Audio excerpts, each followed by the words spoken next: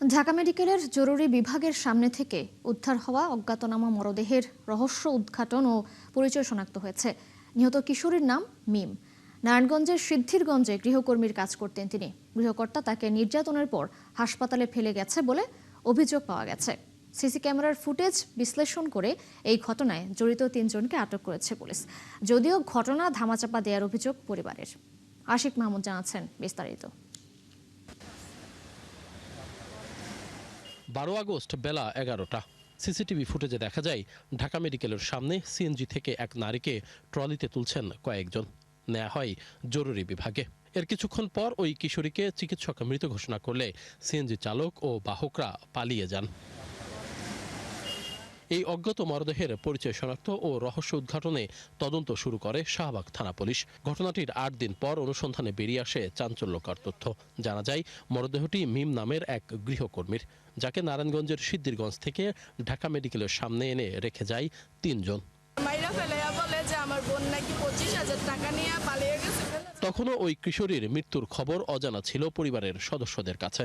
স্থানীয় এক ব্যক্তির কাছে জানার পর থানায় মামলা করতে গিয়ে ভোগান্তির শিকার হন পরিবার।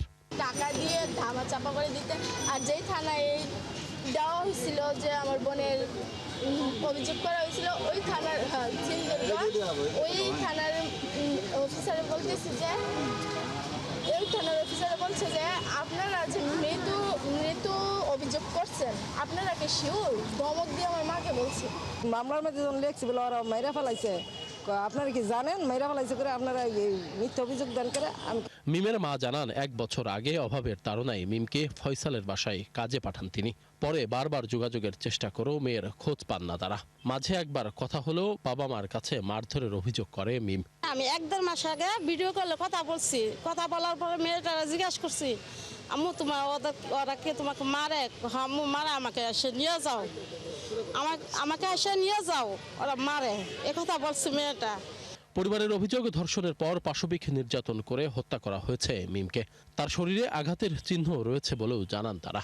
আমার বোনের এই জায়গায় কত সারা শরীরে মায়ের দাগ, কামড়, এমন কোন জায়গা বাদ নেই যে ওর আহত জায়গা নাই। রেপ করা হয়েছে, রেপ করার পরে মারা হয়েছে। মেয়েরা পরে ওনারা মেডিকেল নিয়ে গেছে, মেডিকেল নিয়ে পলাইছে, পলায় এসে নিজেরাই জিতি করছে। ন্যায্য বিচার চাই। মেয়েটার যেভাবে মারছে, অত্যাচার নির্যাতন করে, এভাবে এরকম বিচার আমি চাই। ঢাকা মেডিকেলের সামনের সিসি ক্যামেরার ফুটেজ বিশ্লেষণ করে বৃহস্পতিবার এই ঘটনায় জড়িত ফয়সাল সহ 3 জনকে গ্রেপ্তার করেছে পুলিশ। উদ্ধার করা হয়েছে সেই সিএনজিটিও।